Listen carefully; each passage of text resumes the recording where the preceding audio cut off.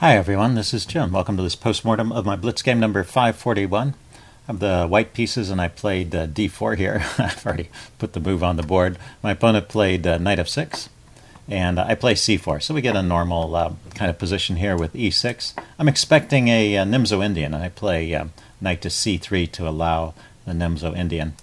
Because I don't mind playing that with white. I think it's interesting.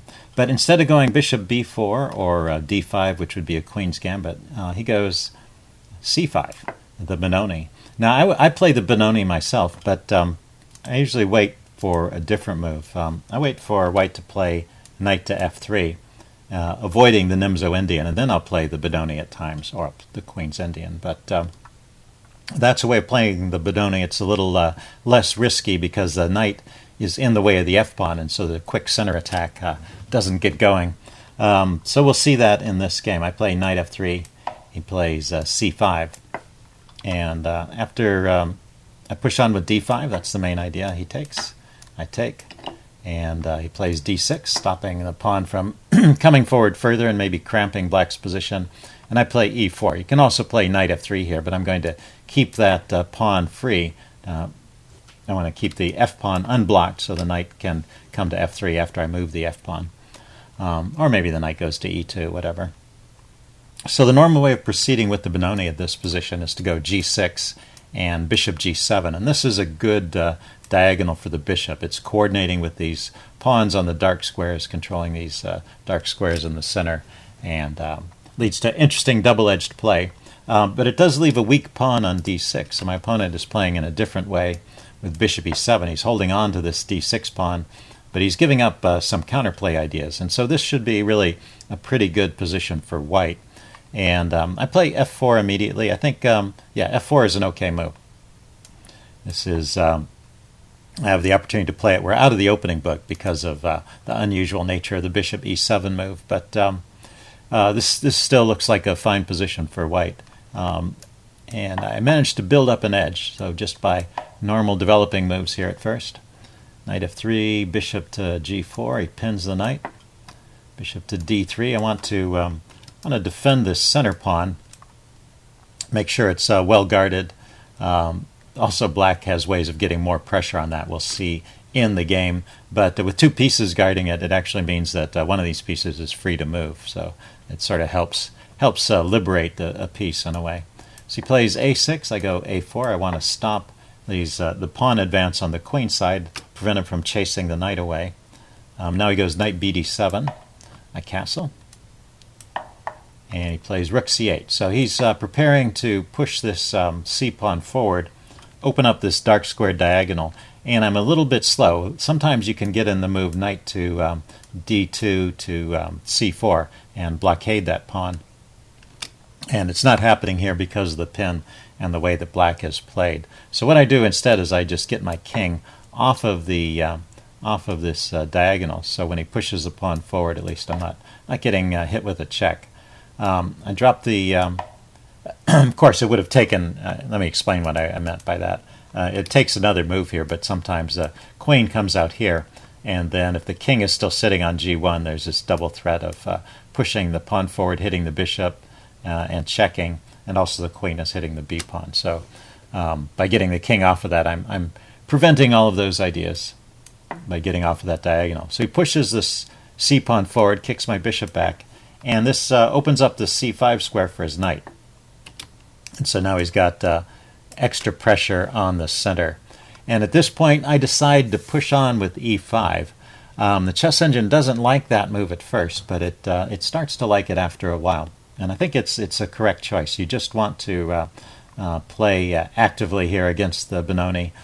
You don't want to wait for black's counterpunches to land. You want to push on in the center and kind of win first. So, like I said, it starts with an evaluation here that's even or favorable to black. But if you let it go for a while, it starts to like white better. And in fact, the move it's suggesting for black is the retreat of the knight. So you've kind of gained something if you can put your pawns in the center like this and he has to retreat. He can't take them.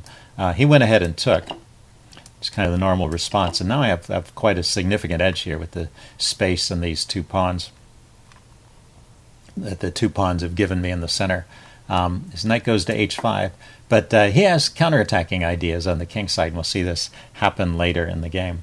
I could push on with d6 immediately, but I lift up my queen first. He plays f5, and I decide at this point to play d6, and that really is taking squares away from this bishop, so this kind of forces the action a bit.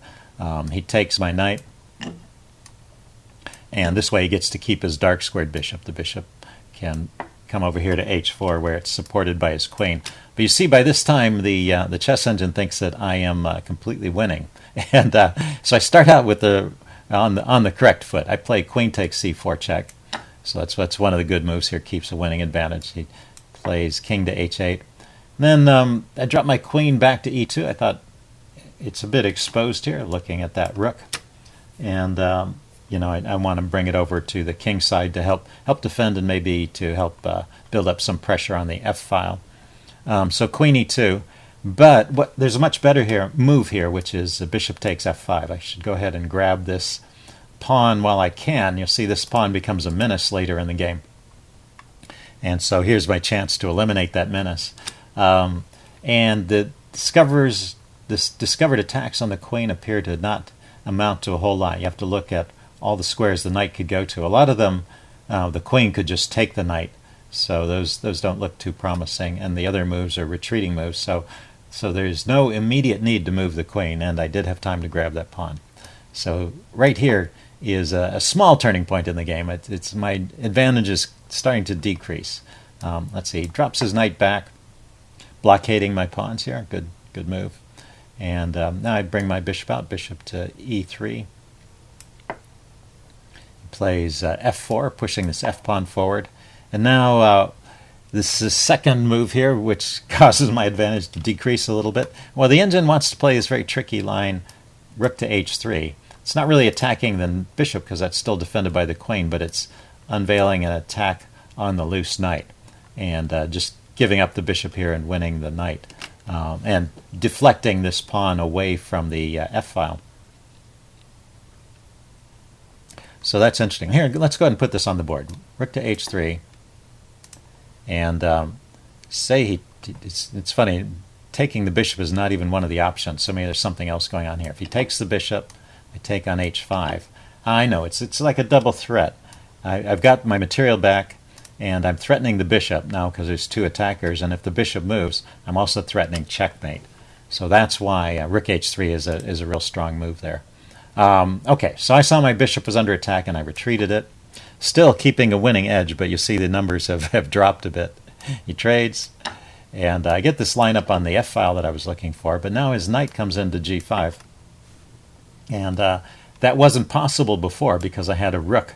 I had a bishop on this dark squared diagonal, but he's pushed this pawn forward, which would block the bishop, even if it still existed, but he's also traded the bishop off, and now his knights are becoming somewhat of a menace. Let's see, I move the rook out of the way, rook to d3, and he just pushes on with f3.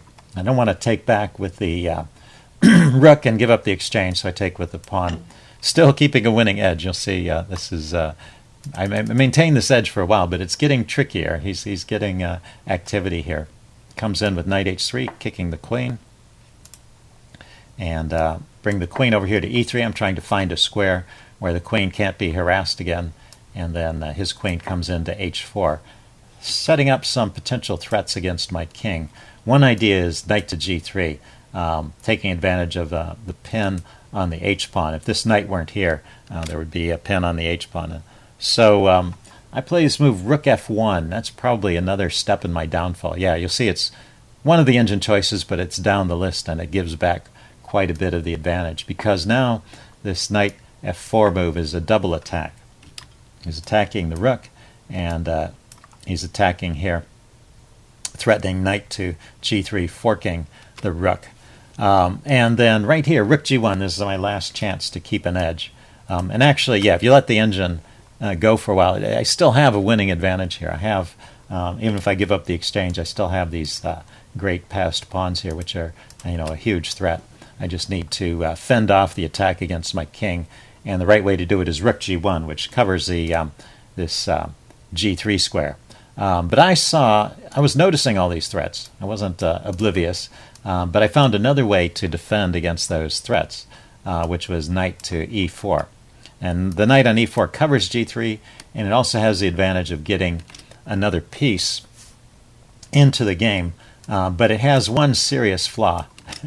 And I mean, it gets another piece over to the king side where most of the action is. So it seemed desirable from a general point of view, and also because it met this specific threat. But it created another problem. And I think this is a good example. I guess I'm dwelling on this a little bit, but it's a good example of one of my chess weaknesses is kind of tunnel vision. I'm seeing everything that's going on over here, and I miss the fact that after knight e4, I'm leaving a bishop hanging. This bishop is just loose. And so the rook takes the bishop, and there's a threat of checkmate on h2. So that one move takes it from winning for me to losing for me.